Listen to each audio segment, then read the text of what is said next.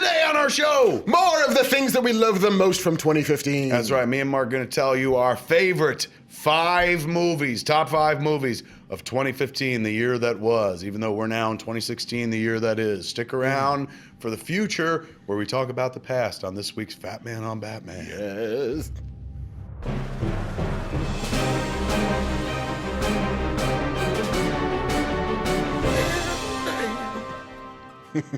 Welcome to Fat Man on Batman. I'm Kevin Smith. Marc Bernardin. All right, kids, you know the drill. Yes. Last week we was telling you how much we loves movies, and we watched a bunch of movies, and we went through our list of 10 through 6.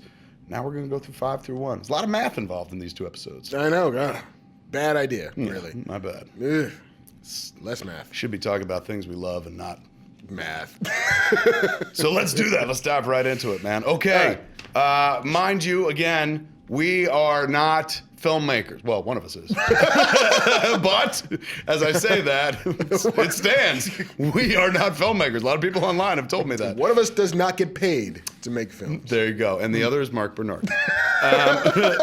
So take it with a grain of salt, kids. This is the movies we saw that we enjoyed. Don't necessarily, we're not saying fighting words. This is the best movies of the year, fuckers. No. These are the movies that we enjoyed and whatnot. Yes, we are not. There's no worst.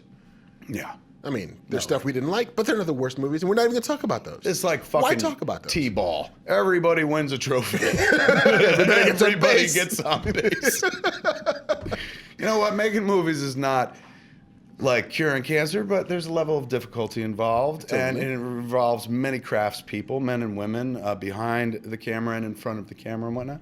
So to say this is crap, that diminishes the work of so many fine people and whatnot. Indeed. Nobody ever tries to make a bad movie except us with Tusk. When I made Tusk, I was really trying to make a bad movie. Everybody works as hard on a bad movie as they do on a good movie. Excellent point. So that's why we're not going to sit around and stick it up fucking, holes of people that like, we didn't like your fucking flick and fuck it. Why light a candle? Why curse the darkness when you can light a candle? I was doing the internet for a second. Why light a candle when I can curse the darkness? This shit sucks. Turn on a light. I'm bumping into walls in this room. It's horrible. Okay, so here we go, man. Yes. Our top 5 for 2015. Wrapping it up. Get ready. Just to give you a preview. Remember last week on the show or whatever the fuck? Let's do our list real quick. Number 10 was The Big Short. Kingsman. Number 9 was Peanuts movie. What Happened, Miss Simone. Number 8 was Ex Machina. Star Wars, Force Awakens. Number 7. See, the math gets me every time. If they pulled me over and they were like, count backwards, I could be stone cold sober and still fucking get arrested because I'm like 8, 6. Where's Marc? Like, who's Marc? Is Marc your little drunk boy that lives in your mouth? Is it Taylor brings you milk? No, that's Tony. Hello. Yeah, Tony. Marc's not here, officer. Like, we gotta arrest this fucker. All right, 7, The Gift. Steve Jobs. And number 6, Mad Max, The Furious of Roads. Ant-Man. Okay. Nice. Holy shit, that was good. All right, so now, without further ado. Yes. Because there was a lot of doo-doo right there. Here's our top 5. Top 5. Number 5, you begin. For me, Mission Impossible, Rogue Nation. What the fuck? Really? Yes. Now, I'm not going to debate you because I saw it and it was watchable, but really? I like a well-honed thriller. Yeah. Like there's a soft spot in my heart for the kind of the machinery, the switch watch engineering that goes with just a really, really, even more than competent, but just This very is more well done. Swatch watch than Swiss watch, no? Well, no, I mean, it's still... Oh my God. What a high-pitched defense that was. Here it goes. Go ahead. Well, I'm not sure that it's really... No. It's fucking Tom Cruise running, dude. Like, Tom Cruise running is one of the best special effects It's true. in Hollywood, ever. It's true. He runs fast. He runs fast, he runs with intent and purpose. He runs far, too. He's Well, lean. JJ has a very long take in Mission Impossible 3 where Tom It's Cruise amazing. runs for like 10 minutes. I know, it's literally just like this Steadicam shot, just him and China running. I don't know what's more impressive. Like, because I don't even know if it's Steadicam. It's got to be cable Helicopter, cam. like a rover. It's got to be like, because it looks like they might have run a cable. Because who can keep up with that guy? Like, he's so fucking like... Him on the plane was badass. Him on the plane is badass. And you got to give him, like, props. Come on. He's like 78 years old. then Robert Downey Jr., they're like, hey, we want you to get up there and fly around. He's like, go fuck yourself. I'm going to sit in a dark room. Where's my giant helmet? Yeah, put on my funny helmet. The robot will fly. There's lights. Tom Cruise, man, he's just like, strap my ass to strap me to the plane, let's do it. He's just like always coked up, ready to go. Not really cokey. I don't want to get a fucking letter not from at him. all. But he's on spiritual coke, ladies and gentlemen. The kind that you don't need to blow up your nose. It's just in your soul. He's on a natural high. There you go. And we know why. But, wow. Yeah, I kind of love that movie. That's a movie I saw 3 times in a theater. Really? Once at a screening, once just fucking by myself, and once with my wife. This is on the level of you going, I had a 3-way with 2 Playboy bunnies once. Like, what? Like, I'm not saying it's implausible, but you waited till now to reveal that? Like, we've been talking for a while. This is the first moment you're like, I really like Mission Impossible. I don't know what to do with myself. I can't. Help me. My name is Marc, and I really like Mission Impossible movies. I enjoyed it. I thought it was good. It was well made. What's his name directed it? Chris McQuarrie. Come on. And this is the Oscar man who winner. gave us, the Oscar winner who gave us... Usual Suspects. But what's his name? Kaiser Soze! Without that guy, ain't no Kaiser Soze. No, he did what else? He did that other movie. Oh, he did Jack Reacher with Cruise. This I enjoyed more than the Jack Reacher picture. Yeah, and they're making another one of those too. I sounded very old. The Jack Reacher picture. Jack Reacher. Put in $1,000. But yeah, it was a bit of a toss-up for me between this and The Man from U.N.C.L.E. Did you see The Man from U.N.C.L.E.? I did not. Did you vouch for it? I vouch for it, dude. Like it is. I'm Guy not gonna Ritchie say it's movie. great, but it feels a bit like Kingsman with like less awesome. Yeah. But really well done, super hyper stylized. Henry Cavill is great. Alicia Vikander is the lady in that So one. she's also the robot in Yes, Ex she's the robot Machina. Ex Machina. But yeah, 2 really good kind of like throwback thrillers to the. We're just making a really good movie. Okay, so then which is it? Which gets the slot? Is that It's Mission Impossible gets a slot. Mission Impossible, but you're still giving an I honorable would mention still give it a little shout out To the Kingsman? Man from U.N.C.L.E. to Man from U.N.C.L.E. That's Yes. right. My God, that's 2 surprising movies. Not surprising, like you're an asshole, Mark, but just like I never would have guessed. Gun to my head, they're like, name a fucking weird movie on his list. I'd be like, I don't know, Peanuts. I You're wouldn't a have pulled dick, those. sir. I never would have thought you to be a dick, but you picked these 2 movies. Unbelievable. All right, yeah, that's from- my 5. That's fantastic. Good call. Good call. I mean, I'm telling you, him on the plane. I know we all saw it in the trailer. A lot of people are like, I saw that movie. No, you didn't. You just saw the trailer. That fucking movie is pretty fun. And They there- always are. They always are. And there's an actress in that, Rebecca Ferguson, who I kind of fell in love with in an unfortunate way, I think. Like in a- something awkward in public where like, you're such a super lady. Sitting with her at a fucking... I love you so much. The yellow dress is my favorite yellow dress ever. It's so hard. It's so hard. I'm sorry for the restraining orders. Really, I am. I didn't mean any of this. Really? She's good? She's great. All right, I'm She's fucking great. in. You're selling and me, it's a man. movie where there's a female lead who is not a love interest. It is not about the 2 of them getting together in that movie. Tom Cruise and Rebecca Ferguson. In Mission Impossible? In Mission Impossible. So they don't kiss? They don't kiss. And she's young, too. And she's young, and she's very much his equal, if not more badass than Ethan So Hunt. she's the one... She's a British lady? Yeah. She's the one who keeps going, did we meet before? Yeah. She is good in that. She's movie. great. What is she from? What do I know? I don't know. I've never seen her before. That's why you fell in love with her. I Love totally at first did. sight. Very much so. Tell your lady. A little bit. Like, tell your kids, break down, be like, right, when the cops brought me home, like, what happened? I might have been going through her trash, but it's only because she's an amazing actress. Daddy loves famous people. It's a problem. We won't talk about Christina Hendricks at all in this house. It always goes bad. She was in a movie too when I was looking down a list of like movies that came out in 2015. A movie that A24 put out that I hadn't heard of that had a fucking stellar cast. She was one of the people in it. What? And it made I was like, I gotta watch that movie. I mean, I said it last time. I'm gonna say it again. I'm part of the problem. Too much content out there.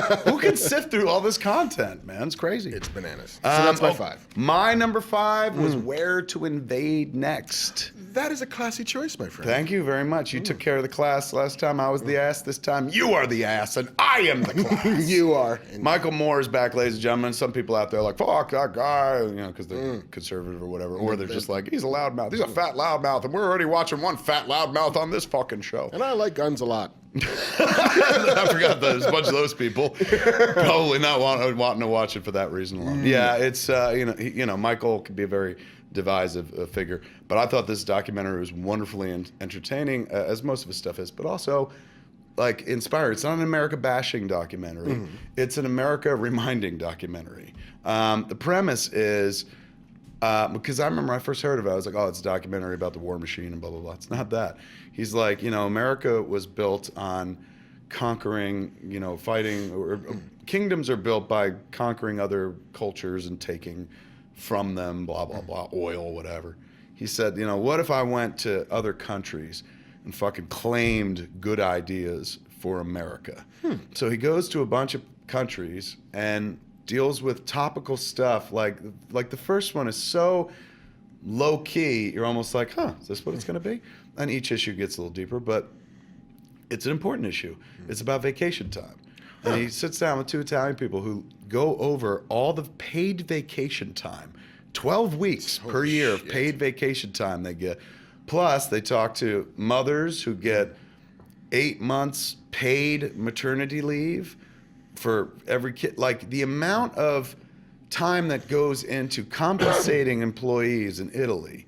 Like, he sits down with some company owners, a fashion company, and I think Ducati, the guy who runs Ducati, the motorcycle company.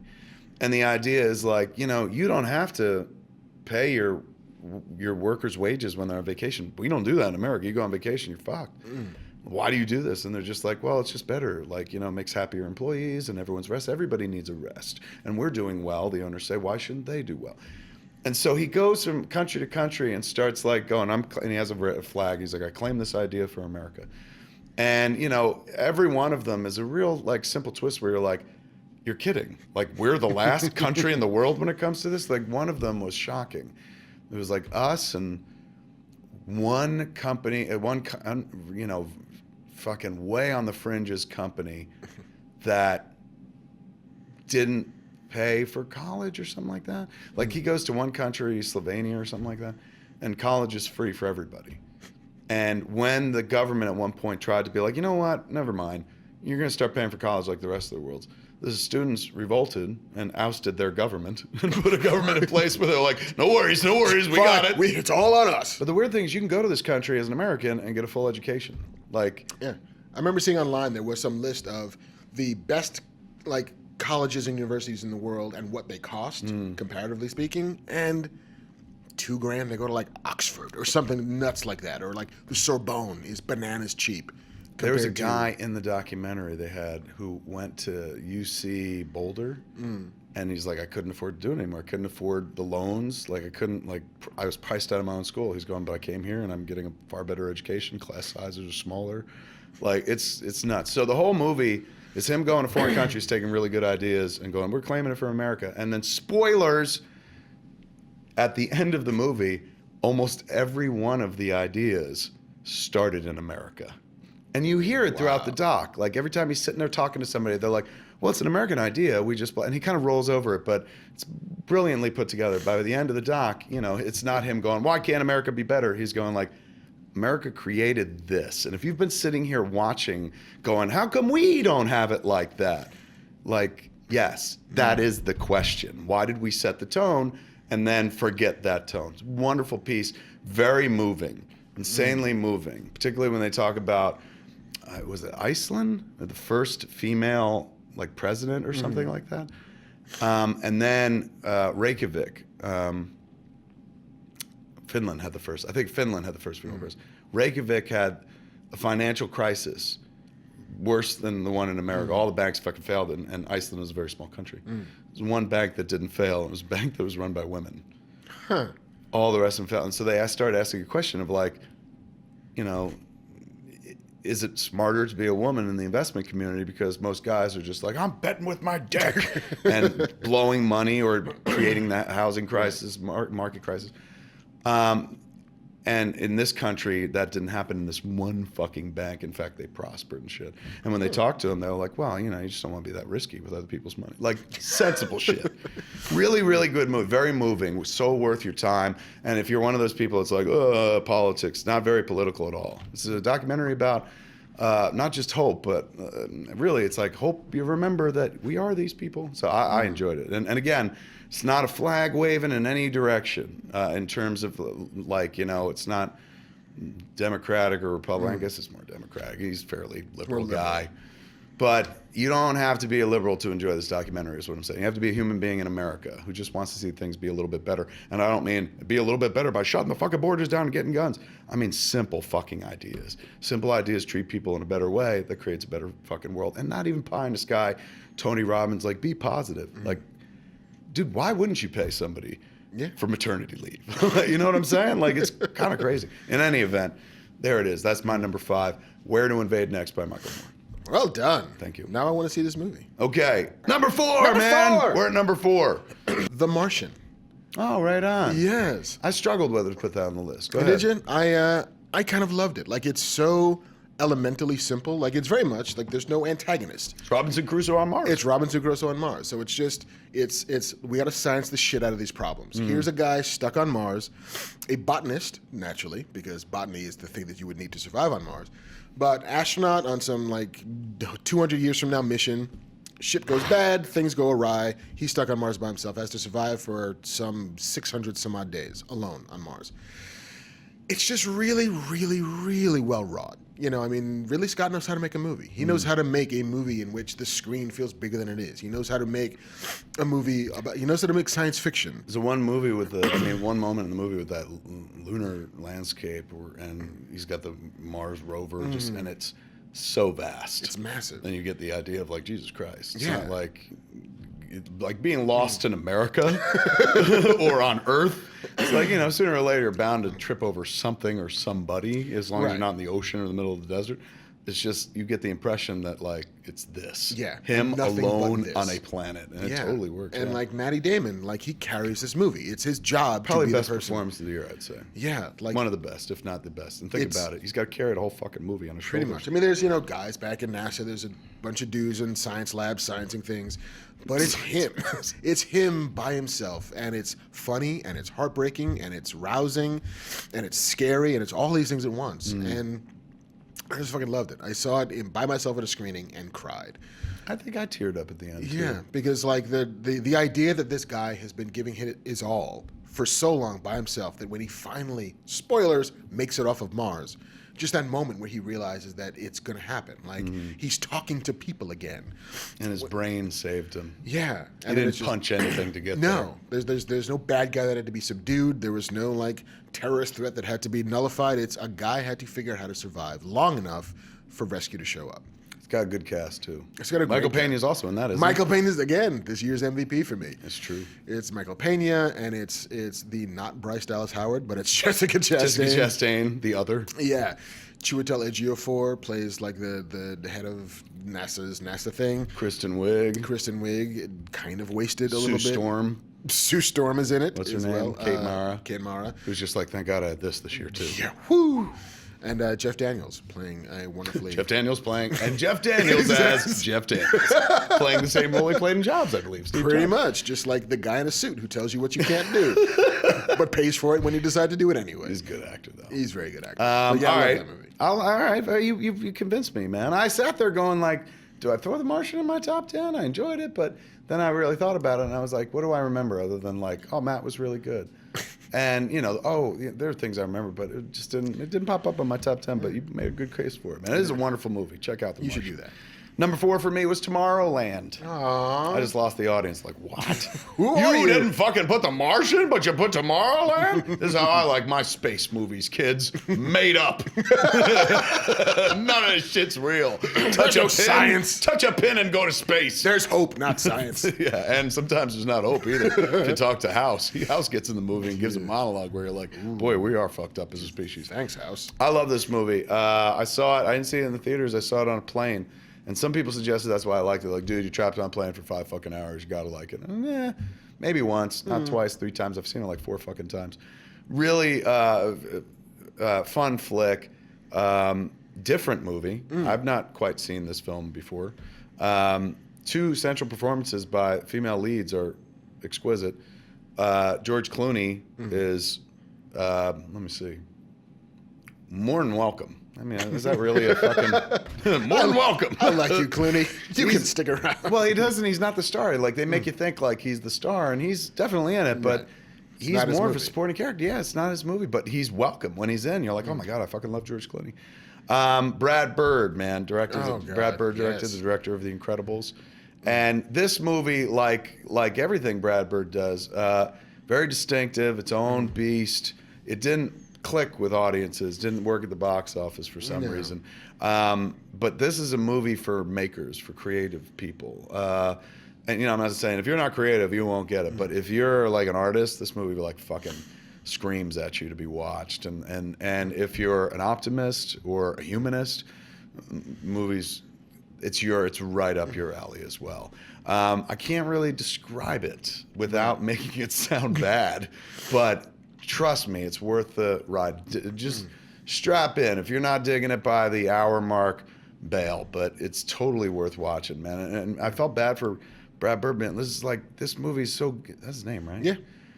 So good. And like a lot of people were like, fuck him, fuck this Clooney picture. But they didn't get it, maybe they got it and they just didn't appreciate it. All the shit's subjective, but I was moved by this movie. I cried watching this movie each time. It's one of those things where, and we talked about it before in the podcast, where if this was like 20 years ago, this was a movie that you would, like Princess Bride, which is fantastic, that you would eventually come to on video. You would discover it, and it would just live for years and years and years as somebody's favorite movie. I wonder if this movie will have that life. They don't really even seem to cop to it at Disneyland. Yeah. You know what I'm saying? Despite I looked around they have for a merch. Tomorrowland. They have a Tomorrowland, so I was like, hey, maybe they got some merch. But they're just kind of like, yeah, that happened. They should put it loud and proud. I thought it was a really fun flick, really heartwarming flick. And it's a movie full of unrealistic notions and shit, but it's got an insane heart. Like, it's full of fucking heart, man. Some shit achieves on will or on skill. This movie achieves on will. And it's skillfully made, but the will of this movie, man. If it doesn't win you over, you might be one of the robots in the movie there. I said it. Well, yeah, it's a movie for dreamers. Very good. A movie for dreamers about robots. That's kind of what it's about. The lovers, the dreamers, and me. Yeah. Yes. And here, it's about a little boy who falls in love with a robot. It's kind of what the movie's about. It's like Ex Machina. A little bit. Way different. My God, Mark, you're so smart. These are the same movies. Tomorrowland and Ex Machina are the same movie. It's about a little boy who grows up to fuck a robot. This is amazing. All right, number 3. Number 3. What you got? For me, I got Creed. Oh. Yeah. I'm going to tell you the Creed's on my list as well. Is it now? Yeah. We've only got 3 spots left. I know. Guess where mine is. Let's talk Creed. Let's talk Creed. I am a sucker for sports movies, because there is something primal about the way those things work. I'm a sucker for movies about unresolved father-son issues. I'm a sucker for Rocky movies because I've seen them all. Isn't that weird? Like, for me, I forgot that I was a Rocky movie fan until I watched this movie, and then I was like, oh my God, I love these movies. Because the last one that you saw that you liked was Rocky 4. Right. And even that, I was like, I get it. he became a superhero at the end. He totally does. When Rocky fixes glasnost is his fault. Thanks, Rock, for solving the Cold War. But to be fair, after that movie, wall came down. Yeah. So there's a great fake 30 for 30 ESPN special about that fight. is it really? Yeah. I think they somebody did it. It might have been online, Funny like or a fan Die. doing it. But it was pegged to the 20th, 30th anniversary of that movie, right? Where it's literally they're interviewing people about in Russian, so it's subtitle of Rocky came to Russia. They played it real. Yeah, they totally played it straight. It's we didn't like him so much. He's up in the mountains doing his thing. I don't know, but. You gotta say when he faced the guy. I don't know where that accent just went. Your Russian is. That's a good pizza pie. It totally went into Super Mario Brothers, but that's fine. It's me. But no, the fake documentary is great. But I love this fucking movie, and Michael B. Jordan is so great as Adonis Creed. Spoiler, because that's a plot point in the movie, as if you didn't know, because the movie's called Creed. But whatever. And Stallone. Title spoiler. Title spoiler. It's right there. And Stallone is so heartwarming as Sylvester Stallone as Rocky, which you forgot how good he was at doing that. Give him the goddamn award now. Give him the goddamn best supporting actor so award right now. Give him all the awards. So good. I'm with you. This movie, I'll jump ahead, is in my number 2 spot. Okay. It's in your 3. It's in my 2. I love this film. It was such a surprise because, I remember when I saw the trailer, I was like, what a good idea. They're rebooting it, kind of, with the kid. That's smart. But I fell in love with this film. The journey is worth the trip. Ryan Coogler is an incredible filmmaker. But the emotional payoff of the final scene alone is worth the journey, kids. Watching, spoilers if you ain't seen it yet, watching Sylvester Stallone climb the stairs that, you know, he ran up fucking when I was a kid, and, you know, Two movies. And anytime you went to Philly, dude, like, that's what you did. Yeah, they still got the statue. And the stairs are still there, too. Yeah, They ain't going anywhere anytime soon. The Philly but, like, Museum of Art is still there. Those iconic stairs, dude, they saved for the fucking gut punch of watching 70-year-old Rocky. The age of Mickey in the first one is what Sylvester Stallone's character Rocky, or Sylvester Stallone, is when they're making this movie. Watching him go up the stairs slowly with the help of Michael B. Jordan. Even just talking about it, dude, gets me glassy. And he stops midway and he takes a breath, and then the kid's like, come on, you said you'd do this. It's so beautiful. We don't deserve a fucking Rocky movie that beautiful. You know what I'm saying? Like, not since the 70s has Rocky been this beautiful. I loved Rocky 3 as much as the next guy. That movie is a pretty fucking, you know, like 3-act structure, Hollywood Very much so. punch up. Hey, woman. Yes. Why come we forget to do it real, man? Now I gotta watch that. Remember how mad he was? Oh, come on, chump. He's so bad. He's so bad. Remember he's touching My mother's harder than this. his mohawk during the fight and shit? Come on. Just really taunting him. Did they do that in the fight game? I don't think there's quite that much like pawing. I'd imagine if you did, like, that gives you more than enough time to punch somebody in the fucking head. Yeah, there's not so much like pity patter. You're like, I'm gonna touch your little hair. That's my favorite parts of the movie, though. Not the real fighting, pugilism and shit, but where he's teasing him. He's so bad. Hey, fool, you should have never come back. All right, so Rocky 3, yes, fun, 3-act structure. Fucking movie. It's, you know, it's like the Star Wars of Rocky movies. Like, there's a clear good guy and a clear bad guy, and boy, oh boy, they're gonna fight. This movie, more nuanced and way more emotionally satisfying. Yeah, like this feels like an indie movie. It feels like the indie movie that Rocky was in 1976. Oh my God, so well put. Yes, You know, absolutely. And it managed to be both a remake and a sequel, and they're both nested within one another in a way that's it's this perfect like Cadbury egg of amazing. Which is my third movie. Yours is Creed. Creed is my second. My third is Force Awakens.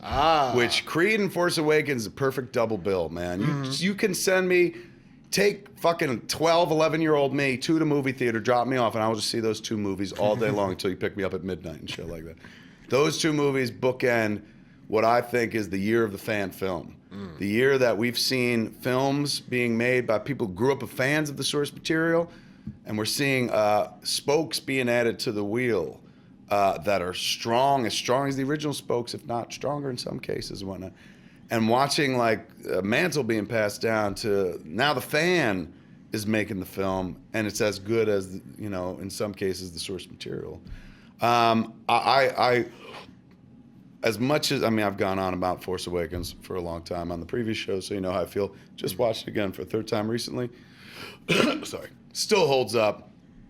Incredible, joyful experience. Very emotional. I think you don't have to have been a kid of the 70s to enjoy this movie by any stretch of the imagination. There are children reportedly enjoying this film who were just born recently. But if you're a kid of the 70s, this is, JJ did what we all dreamed we were going to see with those prequels. Like, yeah, we're going to see our childhood come to life. And most people felt like their childhood was trampled in the prequels. This felt like your childhood coming back to life. In an almost 3-act structure, you got your first Star Wars trilogies, your opening act, and yay! Second act of your Star Wars trilogies, the villain comes in and makes everything kind of weird. And the hero's at his lowest point. We've taken everything away from him. We've broken him down. He's frozen in carbonite. Your third trilogy, everything is set right. Totally. And there's a happy ending, man. It's like the Return of the Jedi of the Star Wars trilogies. We will be yubbing by the time this is all done. You ain't kidding. I said it before on the podcast. I'll be talking about this movie for the rest of my life. And how often can you say that about a fucking flick? You know what I'm saying? I mean, whether it's joking about it or just referencing it because a new movie's coming out, like now that The Force Awakens and Kylo Ren and all this shit has entered my lexicon, it will be there until the fucking day I die. And I'm sure I'll be making fucking comments about this, just like I did the other Star Wars. I didn't do that much with those prequel trilogies. You know what I'm saying? There's nothing to grab onto. I mean, an easy grab on is like, hey, Jar Jar, right, everybody? And like, whoa, fuck it. But there's so much mythology in this movie that it allows you to be like, hey, Kylo Ren. You know, suddenly there's I don't know, we got new language to share. Think about it. We geeks have shared the same language for so long. So it's like somebody's introduced new words into our lexicon, new language that we're suddenly like, now we can have these conversations about fake people. Oh my God, we're so sad. It's okay. All right, so my third is Force Awakens. Your third is Creed. Yes. My second is Force Awakens. What's your second? Inside Out. Ooh. Inside Out is also on my list, but I won't tell you where. I wonder where. What?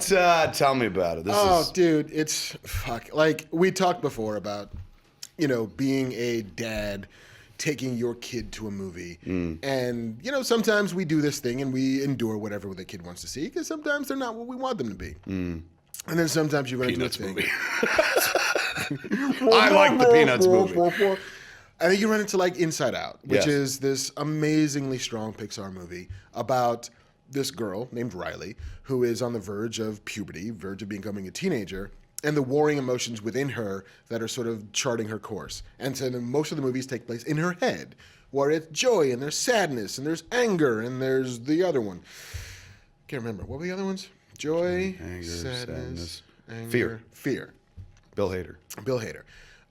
All sort of having various roles within this kid's head. And for the most part, Riley's life had been ruled by joy because joy is what you want a kid to feel. And it's what most kids do feel. Like unless you were living in the most abject of poverty, life for you, if you're 9, is amazing all the time. But as you get older, sadness begins to creep in. You begin to evolve. And this movie is very much about that evolution from a person whose parents want them to feel joy to realizing that sadness is not only going to be part of your life, it's an integral part of your life. How many, you can't say this about many movies. How many movies can reach a kid and go, oh, and reach a fucking adult and make you go, oh. Yeah. This movie, as much as it's a kid's movie, it felt like it was more for adults. It was more of a primer on letting go. Yes, totally. It is. Let your kid fail. Let your kid, don't be a helicopter parent. No more hovering and shit like that. It's about loss being a necessary part of life. Which, honestly, is a lesson that, like, yeah, maybe a kid needs to learn, but I'm fucking 45, and it was a helpful lesson to me. I'm like, oh yeah, it can't all be joy. Yeah. Sometimes there's got to be some blues. Totally. So, and it works for people who don't have kids. It works for people who are kids, but I think it is absolutely effective if you've got a kid. And I'll tell you right now, dude, fucking one of the most well-written movies of the year. Like, in any just world, of course, it's going to win Best Picture at the Oscars, as if that fucking matters, but for animation. I would give it Best Screenplay. Like, what's more original than that? Honestly. And like, effective and funny and heartbreaking and moving. And the movie it moves. Like, it's never static. It's never too fast. It's never too languorous. And it fucking just wrecked me, dude. oh, dude, I mean, look, I'm just going to give you 2 words, bing bong. Oh, don't even. You say bing bong to any adult fucking male, female. We all had a bing bong. Every kid's got a bing bong. That sounds dirty. But holy shit, this bing bong fucking destroyed me. My kid had a bing bong named Yay Yay. That was pink, a pink elephant. Oh, dude. So I was like, when I was watching the movie, I was like, shut up, they're talking to me. Oh my God, I've been a bad father. Get out of my heart, Pixar. It's such a fucking great flick. I have it as my number 1 flick, man. Excellent. Yeah, I mean, we've talked about it on the podcast before. If you haven't seen it yet, if you're one of these fucking Nazi robots, these fucking Reich robots that's just like, I do not like Pixar or movies about children's feelings. Fucking put the hate tank down for one day. Watch this movie, man. I'm telling you, it's not a kid's movie. It's an adult movie. And it's not an adult film. Don't look for nudity. No, but despite Bing Bong being in there, it's not an adult film. Sadly. Yeah, there's a lot of Bing Bong. But it's a movie, I tell you don't get this out of many movies. You walk away a better person. Come on. Yes. That's most movies, like, you pay your money. The only guarantee you're going to get is, like, you're going to be indoors for an hour and a half. That's it. It's the only guarantee we'll give you. On this movie, you can guarantee you're going to walk away a better person. How often can you say that? And much like The Martian, where there's no antagonist, this could have been so easy for them to make a movie where sadness was the villain. Yeah. Where sadness was the thing you had to defeat in order to make it. That's your threshold guardian is sadness. But instead, this makes again, spoilers for a movie that's now 6 months old, but it makes the incredibly ballsy choice of saying, no, I know you want to feel this, but it's necessary. It's part of who you have to be, is sad. And that's totally legit. It's and it's not you have to be sad, like you have to eat your vegetables, kind of thing. It's just sadness is the pathway to happiness, Dick. As if we all, we forget. It's like, you don't really. It's called comparison. You need to know how bad shit can be in order to know how good shit is. Yeah. So one, they're symbiotic, and I'm telling you, man, it's sad when a fucking cartoon has to break that down for you as an adult, but it's useful when it does. Yeah, I'm 100% on board with this movie. I loved it. That was my number one. What's your number one for the year? My number one was Mad Max: Fury Road. Right on. Which we talked about in the previous. We talked about last episode, but tell them what you thought. It's rare that you see a movie that is this simple. Like the story of Mad Max is, we're gonna get in this truck and we're gonna drive over there, and we're gonna turn around and we're gonna drive back to where we came from. We're going there. Rah! We're going back. Rah! Credit. Shit will happen along the way. Witness. And we all did. We all did, but it is this pure like kinetic storytelling. Like it is all motion, it is all action, and from action comes character. And there's so little dialogue to even there must have been a script. Who knows? Apparently, much of it was built in storyboards. Like they wrote this movie in storyboards, and it feels that way. It feels like it's the language of cinema at its most basic. And God, it's so gorgeous. I mean, they went to Namibia. They went to these deserts. They went into the middle of nowhere and blew everything up.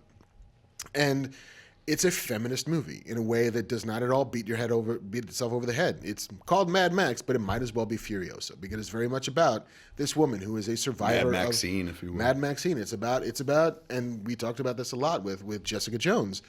It's a movie about like abuse survivors. It's a movie about this woman who in her life has done horrible things and probably had horrible things done to her, who wants to stop the cycle of violence.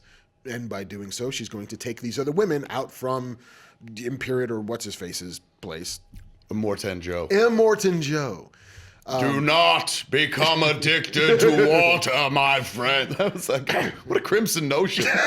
It's like, don't get addicted to water. It's like, water is your evil. I mean, yeah, and so her entire motivation is to just take these women to the green place where they will be safe. And the movie is also about the fact that there is no green place. There is no safety. There is creating the world you need out of the world you have. And it's stunning. Oh, I missed that. That's good.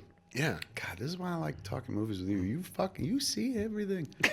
You see stuff I didn't see. That's you're right. It's like it's kind of metaphorical. There's no green place, bitch. Yeah, no, you got green place is in Immortan Joe's mountain. Throw them out. It's yours. Get there. It's all there for you. He's literally got greens hanging up. Yeah, that was a fucking good movie. It's one of those movies too that if you could be like, I was on a plane. Anytime it was on, I'd be like, all right, I'm in. Didn't matter where it was. I could jump in from that point. At home, I got it on my iPad now, and I got it on my laptop and shit. Anytime I'm like, I got 10 minutes. Let me roll this, because 10 minutes of that movie is a fucking meal. It's a sumptuous fucking meal. And it's made of whole cloth. Like nothing from that movie feels like any other movie you've ever seen before, even the movies that it's a sequel to. Like you can trace the lineage between Road Warrior and that, but it does not look anything like Road Warrior. No, he fucking outdid himself. He's so fucking sick talented. Yeah. All the filmmakers of all the movies that we like this year, crazy sick talented. But let me ask you this, Marc Bernardin. Tell me. Somebody told you at the end of last year, 2015, at the end of 2014, beginning of 2015, that our two favorite movies would be Mad Max and Inside Out, a Pixar movie coming after a long line of Pixar sequels, where there was this kind of vibe in the air of like, they peaked. Right, they lost it. Yeah, they're just, now they're doing business, and that's fine. It's still good, but it's not what. Then they fucking like, oh yeah, and cut our hearts, cleave our hearts in twain with Inside Out. What is going to happen next year, dude? If those are the two movies that were like, this is the best we saw this year, and that's not going like, this is the best we saw because everything else was crap. There were some fucking tough choices to be made. Yes. Like in a world where I didn't even have the Martian and Ant-Man on my list, and I've seen Ant-Man 4 fucking times and loved it. There's some tight competition. People are like, move the peanuts, you jerk. No, I fucking like Charlie Brown. I stand by my love. Yeah, Snoopy, dude. Maybe not that World War I flying ace shit, but everything else. Man, oh man, it's good time. Yeah. And I feel like, next year, as it is every year, there will be some movie we didn't know we would love that somehow we just can't get enough of. I'm predicting that movie is called Yoga Hosers. Ooh. I'm calling it right now. Well like done. Babe Ruth. I'm like pointing out into the field and shit. You didn't know you're going to love it, but you totally going to love it. It's right You didn't over know there. you needed this movie. What are the movies we're looking forward to in 2016? Well, right off the bat, a couple months from now, BVS, bitch, Batman versus Superman. Yes. In August, Suicide Squad. In May, Cap fights Iron Man, Civil War. Forgot. Cap v. Iron Man. Cap v. Iron Man. Oh my Dawn God. of Civility. War of Civility. It is. There's some. Those are the big movies, Dude. Plus a lot of other. Plus, shit. Independence Day, Ghostbusters, Star Trek Beyond. Ghostbusters, yes. Star Trek Beyond, yes. Gambit, I'm curious about. Uncle Denzel is in the Magnificent Seven remake. Ooh, I'm in. Yes, totally. Uncle Uncle Denzel. Tell him, Mark. Go ahead. Tell him now. We got the Rogue One next December. We got the Fantastic Beasts, which is 1 hour away from being like my favorite movie ever. Fantastic breasts. And where to find him? It's a picture of your wife. I'm right here. Remember this? This better be the movie, Mark. You're like, it is. It is. It is, I swear, honey. Jungle Book. Jungle Book looks fucking good, Jungle dude. Book's I mean, I strong. know it's like we shot this in Burbank in a garage, and everything's CG, but it looks fantastic. And really what's her name doing That's the Scarlett snake? Johansson. Scarlett Johansson is the snake. Yes, Trust in me. trust in me. That means we get to hear Bill Murray doing. Well, we hear in the trailer they're By whistling necessity. as Baloo the Bear. Do you think they'll sing or no? They absolutely will sing. They got it right. Yeah, I'm pretty sure this is now their model, like live action versions of their classic musicals. Let me tell you something right now. Jon Favreau, one of the greatest directors of his generation. Honestly, I feel that way. I think Iron Man's a perfect film. I've watched Iron Man so many times that it's fucking flawless. There's really nothing you can attack in that movie. Well made. I could. Shut up. I know. Shut up, Mark. We won't, but I could. It's like Star Wars. Like it's just to me, it's unassailable. Yeah, it's got some shit, but why bother? Like I will watch Robert Downey Jr. build shit in his garage for an entire act of a movie, and that's fine. I'm okay with that. That's all good. I'm a guy who likes to sit around and watch people do shit, so I'm okay with that. It's what I'd play. That counts. That's escapism. A man and his robot. But as much as fuck, I forgot where I was going with that. Iron Man. Fabs. So Fabs, they didn't let him do Avengers, which they gave it to Joss naturally. Did a wonderful job. But Fabs, man, like this dude's got crazy talent. I was always shocked they didn't give him a Star Wars movie. But they've only just started again. Right. There's still time. But one of those other two, like legacy pictures, like Right. I thought he would have been a shoo-in. After this Jungle Book movie, I bet you they give him a Star Wars movie. Like he was born to make a Star Wars movie. If you watch Iron Man, it's almost like wow, it's the joy and wonder of a Star Wars film. Totally. So I'm not the biggest Jungle Book fan in the world. I'll be honest. When I saw that trailer, I was like, yeah, all right, fine, I get it. Kind of it's like Life of Pi, but with songs I know. I'm there for it and stuff, but I think that movie's going to make $1 gazillion. Absolutely. And then they're going to. It's Disney's Jungle Book movie. Also in the same family as Disney's Star Wars. Yep. I think he's going to segue to a Star Wars film. If that deal is not already being made, somebody fucking I'm telling. Look at that Jungle Book trailer. Give him a Star Wars movie. Stop being that way. I got you water. Why do I got to advocate for Jon Favreau? That makes no sense. I get no 10% out of Fabs. Come on, I got no skin in this game whatsoever. Except I know goods when I see it. And this guy's got the goods, man. He's got the goods. Kugler's got the goods. Who else did we talk about on our list had the goods? All of them. George Miller. Yeah. Oh my God, George Miller. For huge, got the goods. Why the fuck Marvel hasn't signed him for a movie, try to steal him away from Warner Brothers? And why Warner Brothers doesn't have him working on some fucking Bat Super something right now? I mean, now beyond the me. thing I want to see the most in the world is George Miller's Justice League. Fuck yes. Yeah, all right. I mean, we will never see it. It almost happened. Just give him anything, dude. Give him any fucking character. Let him make the Man of Steel sequel. Like now that Zach's off making Batman movies, like give it. You want to see how interesting fucking Superman could be? Yes. Give it to a 70-year-old man who made dune buggies in the desert interesting again. That guy. That's fine. It'd be amazing. Or as I've said, I think on Movie Fights, over on the Screen Junkies channel, I said give George Miller The Dark Knight Returns. Ah. And what I said, could you imagine source material and the director almost this like similar age, about an age guy. But I said make George Clooney Batman, that way he can kind of go back and make good. Oh, very nice. But then somebody did me one better on Twitter, dude. And you tell me, Okay. because somebody on Twitter goes, "You want real redemption?"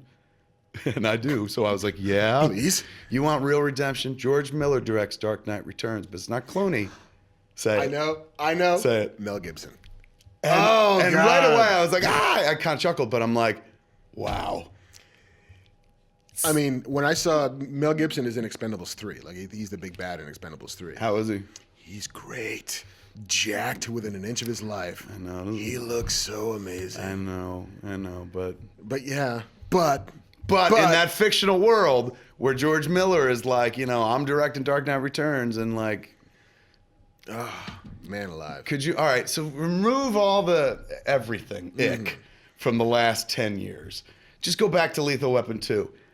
That's your Dark Knight. Yes. Whoa. Maybe not that. None of that fucking Three Less of Stooges that. stuff. Less of that. I thought when I saw that idea though, I was like, wow, that is redemption. totally The guy was like, you want to talk redemption? I'm like, yeah, that would be real You're redemption. right. Clooney's like, look, I ain't got nothing to make up for compared to this. Maybe you didn't like my Batman, but fuck you guys. Yeah, man, George Miller. George Miller, Mel fucking Gibson. Alex Garland was the guy that did Ex Machina. I think it's his first movie. He's written stuff He's before. written, but he's He never wrote directed 28 before. Days Later. He wrote Judge Dredd. Crazy good fucking time. Did he write that Judge Dredd Yeah. movie?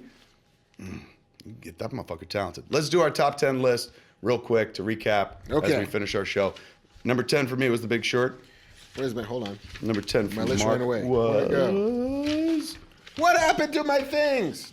All right, there we go. Kingsman. Kingsman. Number 9 for me was Peanuts movie. Number 9 for Mark was What happened, Miss Simone? Ex Machina was 8 for me, and 8 for Mark was Star Wars, Force 7 Awakens. was The Gift for me. 7 was Steve Jobs. 6 was Mad Max Fury Road for me, and Mark had Ant-Man. number 5. Mark, what'd you have? Mission Impossible Rogue Nation. And I had Where to Invade next. I had Tomorrowland at number 4. What did you have, Mark? The Martian. Ooh, sexy choice. I had Force Awakens at number 3. What did you have, Mark? The Creed. Nice. And I had Creed at number 2. What did you have, Mark? Inside Out. And I had Inside Out at number 1. What did you have, Mark? Mad Max Fury Road. Fucking fun, man. I wish it was 2016 so we could do it again. I know, right? Well, we can. It is 2016, so let's just do it. Fun, fuck it. We All can right. look at a list of movies to come for 2016 and pick our 10 favorites Doctor based on how it makes Strange us is feel. number 7. You ain't kidding. Fucking there it is, dude. Here we go. I bet you we could do the top 5 right now, dude. Okay. And in no particular order, Batman v Superman. Yeah, Yes. I'm betting, kids. I'm betting on it. Bring it. Suicide Squad, Civil War. What did you just say? I said Doctor Strange. Doctor Strange, is that coming on Christmas? Yep. So that is going to be 2016. Yes. One more. Sure. One more wild Rogue card. One. slot. Are you feeling Rogue One? Or I mean, look, Ghostbusters? I'm feeling, I'm feeling Rogue One more than Ghostbusters, but I do want to see Ghostbusters. But if I say Rogue One, they're going to be like, you're in the bag for the Star Wars. You know what but I'm going to say? Finding Dory. You're right. It's going to be a Pixar movie. Yes. And it is going to be Finding Dory. There's going to be some emotional shit in there. Good pull. Scary good pull. Scary good partner right here, ladies and gentlemen. You ever want to talk about shit don't matter in life? Do it. You do it. This man right here. He's the gold, man. Vault of useless knowledge. Tons. We have enjoyed this look Yes. back at 2015 with you folks, man. Come back next week, man. We're going to talk about the brand new shit that's happening in the geek world and stuff like that. I'm sure there'll be new trailers and whatnot. There's I'll gotta be. maybe give you a little more information on when you can see that Suicide Squad trailer. Ooh. I got info. I got insight. Yes. In any event, thanks for hanging out with us here in the Fat Cave, man. I've been Kevin Smith. Marc Bernardin. And come back and hang with us next week, man. Same fat time. Same fat channel. What's it called? YouTube.com/Kevin Smith. Batman says goodnight. Hey man, it's me, Kevin Smith. Thanks for watching. Do me a favor, click that thing below that says subscribe. Every time you click that, you save a baby kitten from murder.